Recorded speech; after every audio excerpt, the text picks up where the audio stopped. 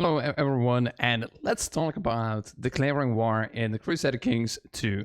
And that's why we will go through the basics, how to declare war and such when you're playing Crusader Kings. And yeah, let's jump right into it. And let's go.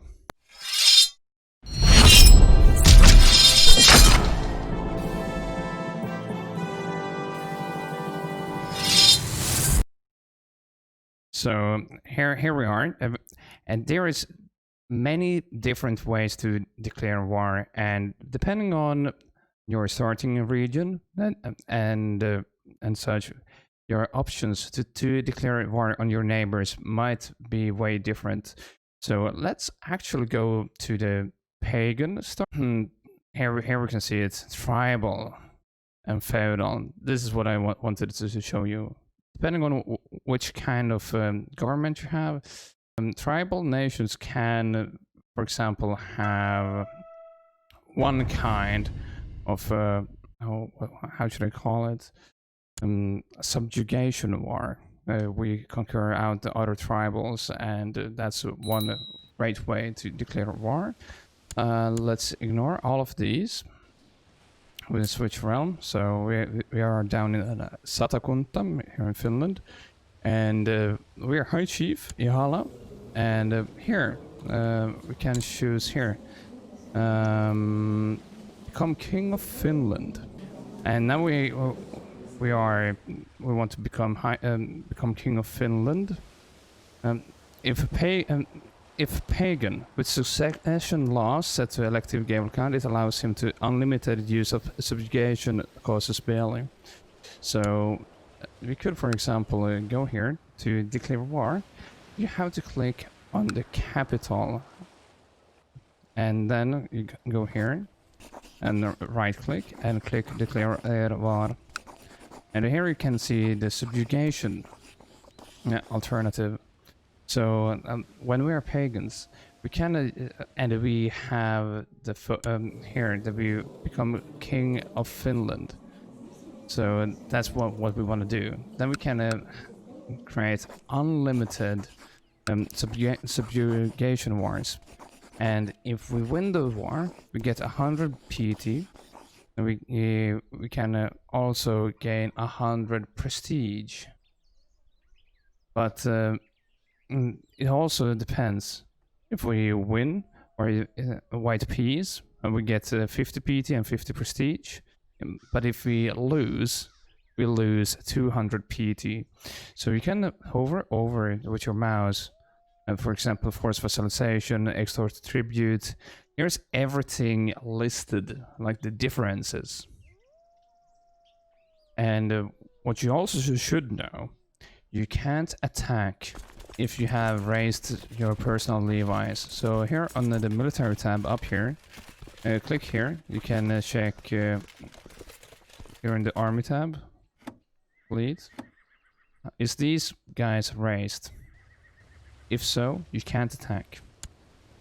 But when you have declared attack, you can click raise personal levies, and then we choose to attack. If you just raise your levies and go over here, they will just walk over there. But without starting a war, we can also toggle a looter mode, because we might earn some extra cash in the surrounding areas. Then we can go raiding, and when we have raised our soldiers, you can toggle a looter mode, which means we go over here and we will start looting. But they don't have a lot of gold in this area. They're quite broke. So when you play Vikings and you use your fleet, you always have to toggle looter mode on your homeland, and then jump into the boat and travel away. Good looting areas are here. A lot of gold, and they are also quite weak. By clicking here on the stage you want to attack, Then on the character, and here you can see how many soldiers they have. So if you're attacking them with 600, they might be a little bit too strong for you. You can also go here, Canarias. They're also quite weak, but they have still a little bit of gold. It's under 1k troops. Okay, this guy is broke now, but I tend to go here for some easy cash, but also these two islands. For example, here, only 1.6k troops, 74 gold, and here 500 troops and 47. So here we can get some decent areas. When you get some more people, you can go to Venedig and loot as well, and it's a great way to get some cash. Of course, after a while they will start chasing you, but what I have noticed, they don't chase you over here. Very rarely they raid you over here. So that's why I tend to go to islands, and also England is good raiding options. But where I had the most fun, you can go with like your 2k troops and go over here. If you have DLCs and you're playing as Vikings, you can still do retinues. And when we play as Finland, you can use PT and Prestige to buy armies. And also, depending on how big of a realm, you can have a bigger retinue. Right now we just have this small piece of land, but if you have a bigger piece of land, we can have more retinues. It's just one guy right now, but if you just leave him here, he will be like this. Okay, and then we should you see here, when we're trying to raid this area, we are too weak. See, it's 1.3 soldiers defending, and here they are actually doing a battle. And here is the battle that's going on. It's 3 different phases. So here we can see it's archers doing their thing, and we can see we're actually winning. So here we can see all the modifiers. We have hills, and this small barometer shows the morale. Like now we will soon lose because our morale will most likely drop before theirs. But here we can also see how everything goes. But we were a little bit lucky when we were defending.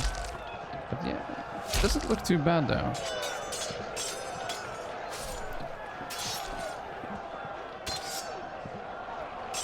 And we did actually win, even though they had more troops, 900 against 600.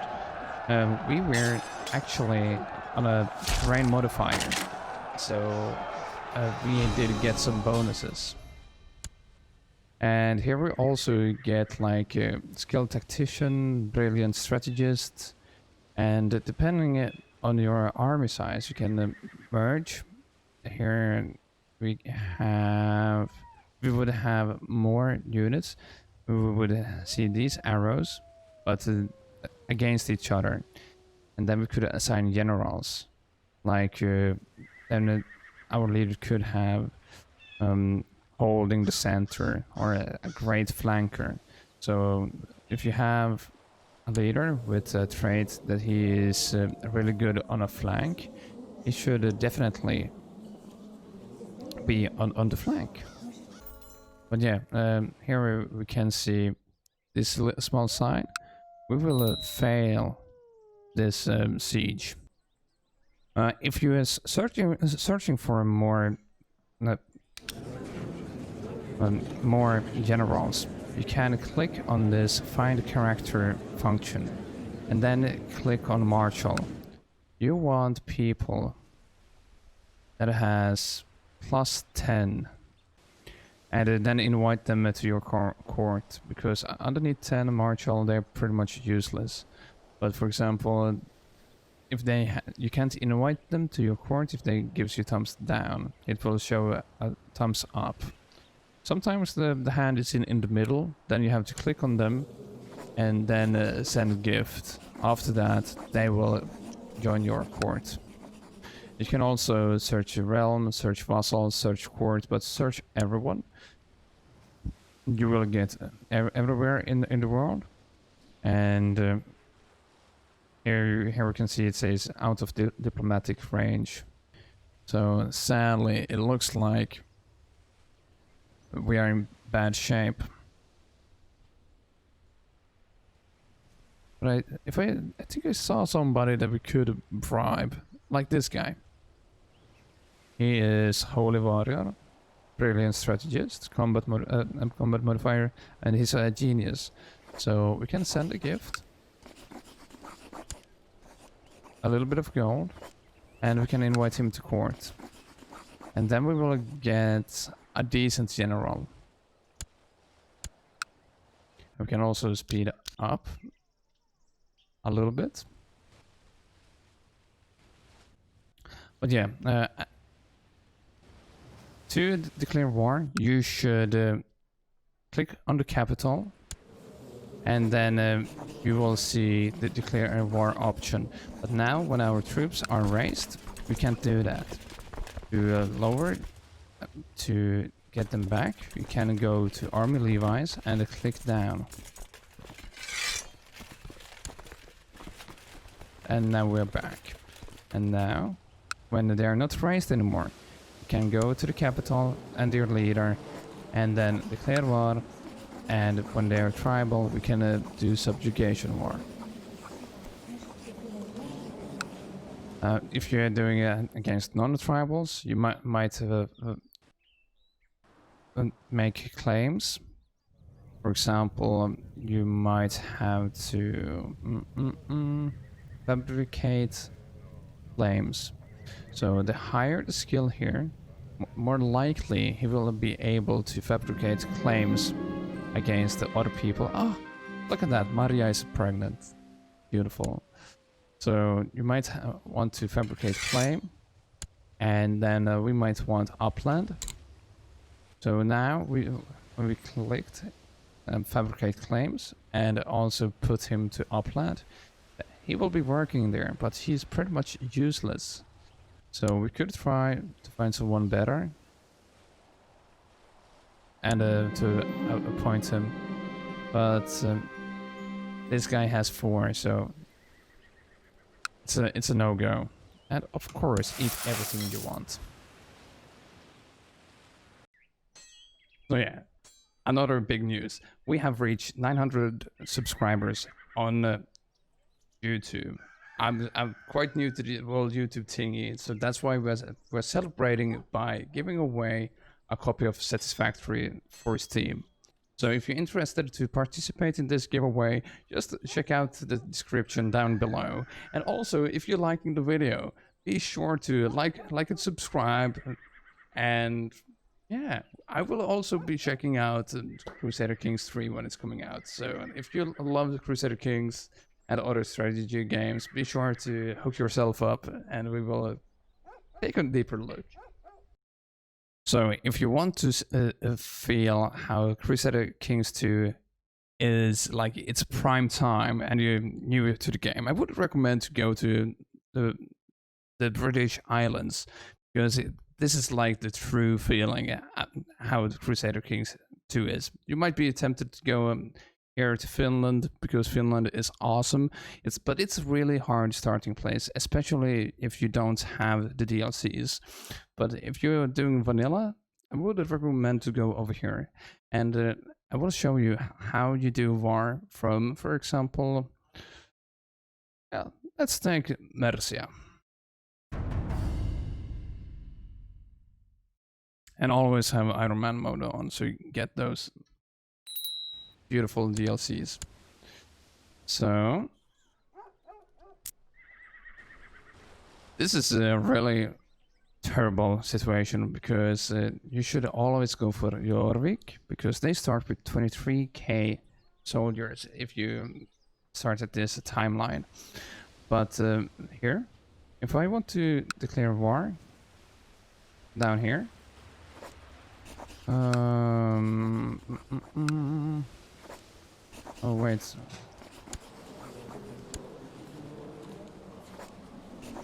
see, I can't. See, I can't declare war because he's defending against the heathens. But if you go to Jorvik,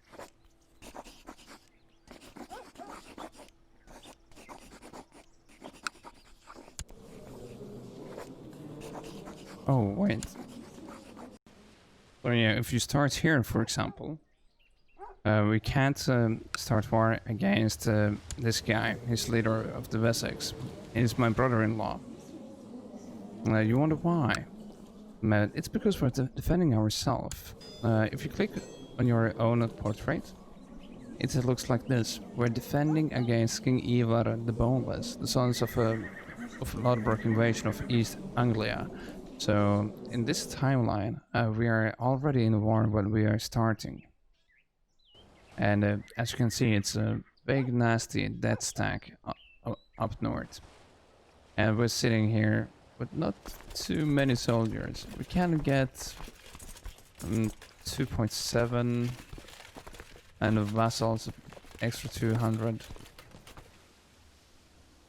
But it's not enough. So this is maybe not the best starting location. Oh, it's always a good starting location, but I would jump to Ireland instead. And now we are the beautiful King Kenfield of Mumu. And we have, holy moly, 492 soldiers. And it's pretty pathetic. But just to show you, so we are here, and for example, if we want to check this guy out, he's the same position, and if we want to declare war, we go to his profile, declare war, but we have no subjugation. Subjugation was only for tribal nations, but now we're in feudal, I would assume. So yeah. So now we have other options. So forced vassalization, extort tribute. But what is good to know, when we are doing the jure claim on a Mumu, we have to pay 250 prestige. So sometimes you have to pay for the cost to start a war. Like when we did a subjugation, we did get a lot of benefits if we start one, and we get territory, we get a lot of points. But sometimes when we have the jure claim, we have to pay up first 250. So if you're unsure how everything works, what I can recommend is just start random games all over the map, and then see how does it work. How do I declare war in this region? It's kinda plebish, but then again it works. So I don't think too much about it. If it works, it works.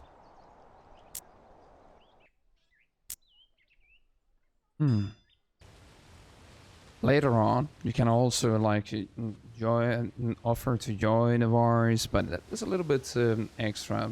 But for the beginning, it's good to know.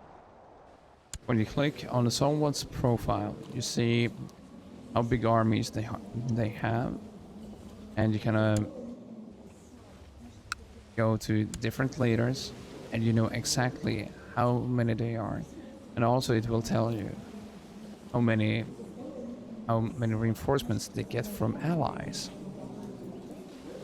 So, and also you can go to relations and then you can see marriage ties, like, okay, am I pissing someone off? And you can also go here to their profile and antagonize them, and hopefully they will challenge you to a duel. If you are skilled, like me, -3, okay, that's useless. You shouldn't duel anyone. You can start dueling people as well. And also, if you do a lot of wars, you might also wanna search for a smith and then get a weapon and armor. But yeah, if there's any question about declaring war, it's quite simple. First, don't raise your army. Retinues might be raised, doesn't matter.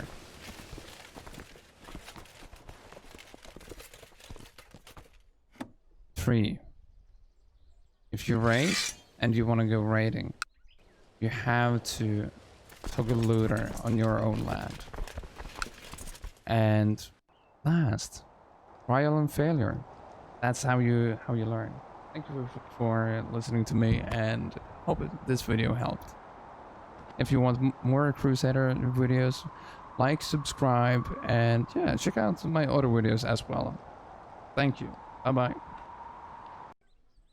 Here can you see our magnific army, 15,000 men, and here is our war that's going on. When our war score is 100%, now it's -1%. But when it's 100, we can declare peace, or ourselves as victorious. And here you see many small armies, but here on this button we can merge. And now we have 3 generals, and here we see their marshal skill, and we can switch these out by clicking on the name to someone that's more skilled. And if they have some traits, you can switch to someone more fitting. And also, if you have someone that's good in the center, he should be in the center, and if he's good on the flank, you should have them on the flank. So, and then you see it's red around the map, means we are at war.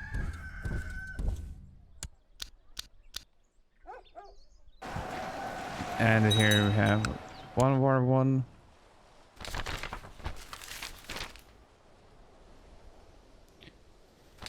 And you can also like disband the army by clicking the red button.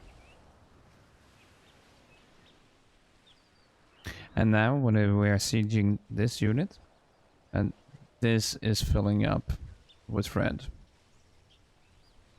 And this might have to be filled multiple times sometimes, as you can see here. We're doing this twice before we have it under our control. And when this is 100%, we will get everything that we are having a claim on. And what I can recommend to do, don't have it on full speed, but you should try to snipe down armies. If you have a big army, take out smaller armies, because this 2,900 stack plus 500 plus 1,700, you will have way less losses if you take them out one by one instead of one big stack. If you're unlucky, they can put together multiple stacks and you will have even more losses. And also, don't attack over rivers, because they will have negative attack modifier on you big time. Also hills.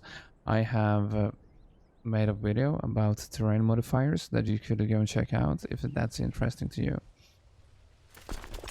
But yeah, that's how this looks. and it's 16%. So when we have 50%, we can have a white peace. And right now we could offer peace if we want to, but we don't want to. But we want to control all of this. Then we hear peace. And yeah, that's how you're taking the land. And sometimes, when you do a claim, if you just have a claim on this one city, you might have to do a lot of fighting before you have 100 war score. But even though you conquer all of this, you only had claim to one city-state, and that's the only land you will get.